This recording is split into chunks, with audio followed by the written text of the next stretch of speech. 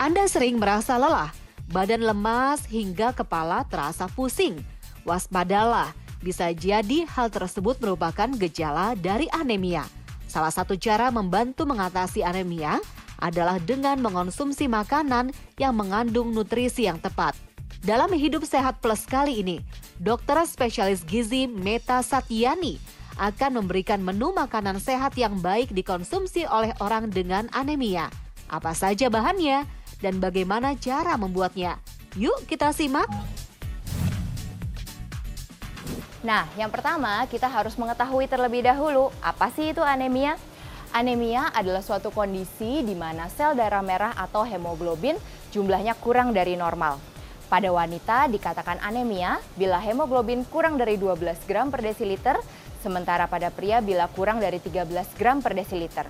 Ada beberapa gejala yang dapat timbul bila Anda mengalami anemia.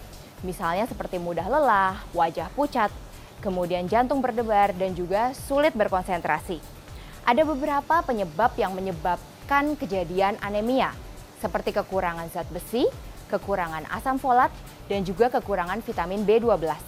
Selain itu, beberapa kondisi medis, misalnya terdapat perdarahan, kemudian penyakit kronis, dan juga adanya anemia hemolitik dapat juga menyebabkan kurang darah.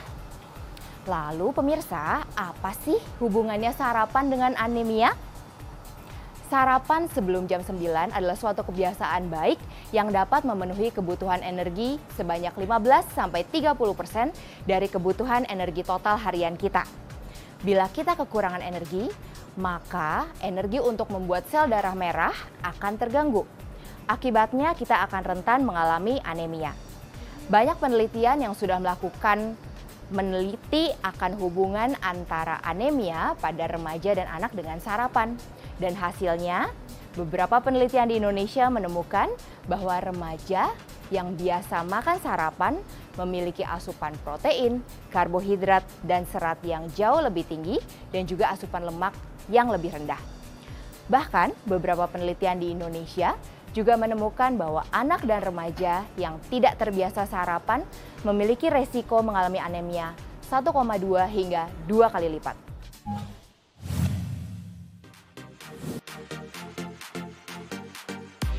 Selain mengonsumsi obat dan suplemen penambah darah, orang dengan anemia juga perlu mengatur asupan makanan yang dikonsumsi. Karena jika tidak, justru dapat memperburuk kondisi kesehatannya. Lantas, makanan jenis apa saja ya yang harus dihindari oleh orang dengan anemia? Yang pertama yaitu makanan yang mengandung kalsium, misalnya seperti susu, keju, ataupun yogurt. Mengapa? Karena kalsium dan zat besi bila dikonsumsi secara bersamaan akan berkompetisi di dalam tubuh untuk diserap. Sehingga bila kita mengkonsumsi makanan yang mengandung tinggi zat besi, maka harus diberikan jeda ketika ingin melanjutkan makanan yang mengandung kalsium tinggi. Yang kedua yaitu adalah tanin. Tanin sebenarnya adalah zat alami yang berada di dalam tumbuhan. Pada makanan banyak ditemukan pada teh hitam, teh hijau, atau juga kopi. Tanin dapat menghambat penyerapan zat besi. Sehingga bila kita mengkonsumsi makanan yang tinggi akan zat besi, sebaiknya tidak dilanjutkan dengan mengkonsumsi kopi ataupun teh. Yang ketiga adalah gluten. Terutama bagi para penderita alergi gluten atau mengalami celiac disease, akan sangat baik bila menghindari dan membatasi asupan gluten. Karena gluten dapat merusak dinding usus dan mengganggu penyerapan zat besi dan folat. Yang keempat yaitu adalah fitat. Fitat banyak ditemukan pada tumbuhan-tumbuhan yang memiliki serat tinggi, misalnya seperti kacang-kacangan, kemudian barley, dan juga beras merah. Fitat sendiri bila dikonsumsi setengah sampai 1 mg atau bahkan mencapai 5 sampai 10 mg diketahui dapat menghambat penyerapan zat besi hingga 50%. Dan yang terakhir adalah asam oksalat. Makanan-makanan yang mengandung asam oksalat seperti coklat, kacang tanah, dan peterseli harus dikonsumsi secara bijaksana karena dapat menyebabkan anemia. Kali ini saya akan membagikan resep yang tepat untuk penderita anemia.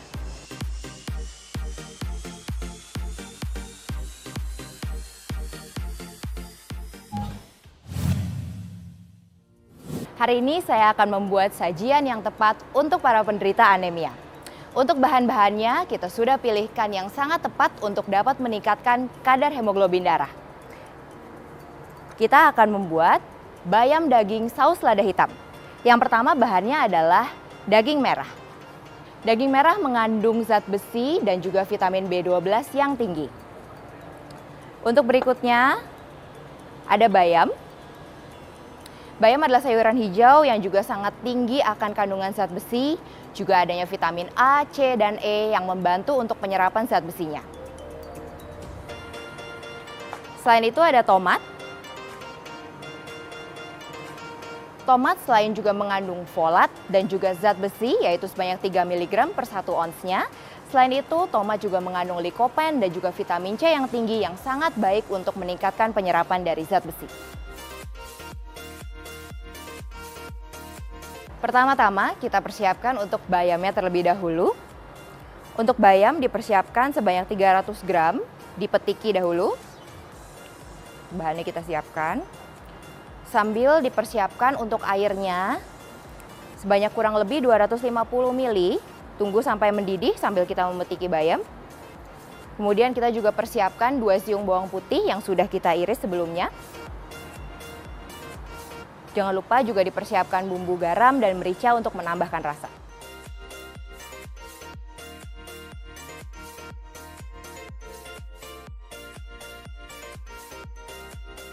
Kemudian ketika airnya sudah mendidih, dapat kita masukkan untuk bayamnya. Untuk memasak bayam tidak usah terlalu lama, pastikan saja sudah agak layu, kemudian dapat segera kita angkat. Berikutnya kita persiapkan untuk tomatnya yang akan dicampurkan ke dalam saus lada hitam.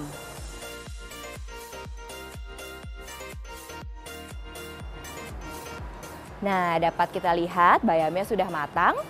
Berikutnya kita akan membuat daging saus lada hitam.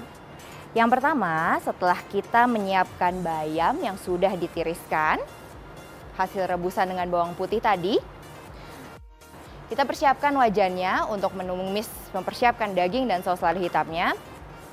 Pertama kita ambil minyak terlebih dahulu, cukup sebanyak 1 sendok teh saja untuk menumis. Sambil kita persiapkan bawang putih yang sudah kita iris-iris. Setelah minyak siap, kita masukkan untuk bawang putihnya.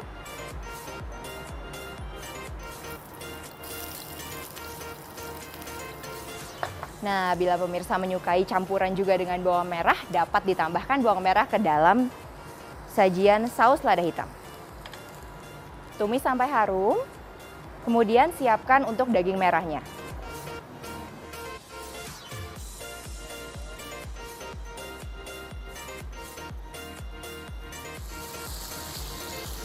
Untuk bayam sebanyak 300 gram, diperkirakan dagingnya sebanyak 250 gram ya. Sambil kemudian dimasukkan untuk tomatnya.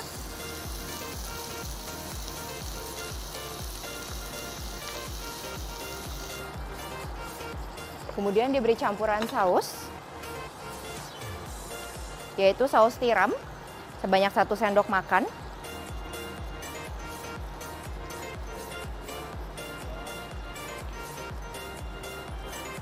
Kemudian berikutnya kecap manis sebanyak 1 sendok makan juga.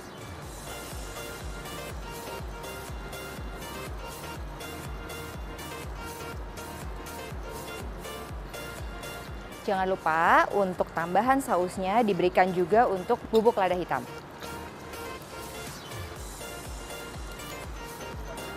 Nah, sambil ibu-ibu di rumah boleh dilakukan pemeriksaan rasa. Jika memang dirasa bisa untuk ditambahkan merica kembali atau perlu ditambahkan bubuk lada hitam lagi, boleh ditambahkan. Ketika daging saus lada hitamnya sudah matang, kita akan menggambungkan menyiramkannya di atas bayam yang sudah kita siapkan tadi.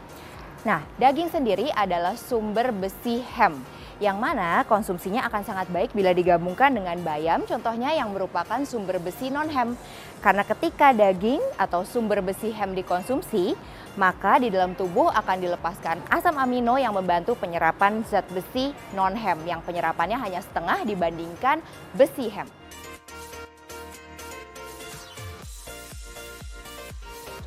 Kita siramkan untuk saus lada hitam dengan daging sapi dan tomat di atas bayam. Inilah bayam daging saus lada hitam.